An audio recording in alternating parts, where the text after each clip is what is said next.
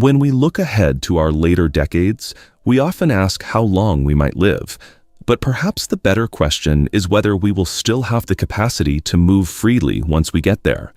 Society tends to measure healthy aging strictly by the calendar. We track accumulated years, assuming that a longer chronological life automatically equates to a successful one. Treating aging as a passive waiting game brings very specific, localized fears. As physical capabilities begin to wane, the dread of a sudden fall, the resulting social isolation, and the eventual loss of self-sufficiency become daily anxieties. This chart illustrates the difference between lifespan and health span. It compares a long chronological lifespan against a much shorter active mobility span, highlighting a vulnerability gap where independence is typically lost. Major medical organizations agree that closing this gap actively changes the biological outcomes of aging. Closing that gap requires a focus on mobility. In this medical context, mobility does not mean running marathons or intense athletic training. It refers entirely to the physical capacity to safely and independently navigate everyday life. It is built on mundane but essential mechanics: rising from a low chair, maintaining stability on uneven pavement, or carrying heavy bags of groceries from the car to the kitchen. Relying on calendars to track health misses the reality of how our bodies actually function. True healthy aging means maintaining the physical architecture necessary to live life on your own terms. Consider Helen. At 76, her daily routine, visiting her friends, shopping for groceries, and tending to her garden, relied entirely on her physical ability to get around her neighborhood. Over several years, she began to notice a creeping physical friction.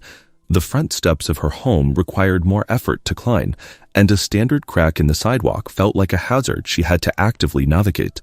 This diagram shows the physiological reality behind that friction. Looking at this cross-section of the human leg, we see the gradual thinning of muscle density over time, paired with a noticeable reduction of space and lubrication within the knee joint. These microscopic internal changes have measurable external consequences. As the muscles weaken and joints stiffen, the risk of falling rises sharply, which directly increases the statistical likelihood of an unexpected hospitalization. Left unchecked, these quiet biological shifts gradually redraw the boundaries of a person's life, dictating exactly where they can go and what they are capable of doing. Helen chose to intervene. Rather than accepting her shrinking physical world, she enrolled in a community exercise program focused entirely on restoring stability and strength. This model illustrates the mobility-independence connection. The platform labeled Independence relies on three distinct systems: muscle strength, balance, and joint health. As these pillars physically expand, they show how the body adapts to consistent use. Neural pathways regenerate, and targeted muscle fibers rebuild density when engaged regularly. Activating this biological response does not require grueling gym sessions. The body reinforces itself through highly specific, low-impact daily mechanics. Physical movement operates as the active daily construction of a biological shield against decline, keeping the internal support structures robust and reliable. Maintaining these structural pillars requires consistent habits. It starts with regular daily walking, which supports the circulatory system and keeps the body conditioned for upright movement. Alongside walking, isolated strength training is necessary to armor the specific muscle groups in the legs, core, and back that prevent skeletal collapse. Incorporating neurological balance exercises trains the brain and body to react quickly to missteps, proactively preventing catastrophic falls before they occur. Finally, gentle stretching preserves the necessary range of motion within the joints, while actively reducing long periods of sitting prevents the muscles from tightening up. Taken together, these habits serve as the non-negotiable daily maintenance routine required to keep this human machine fully operational and self-sufficient.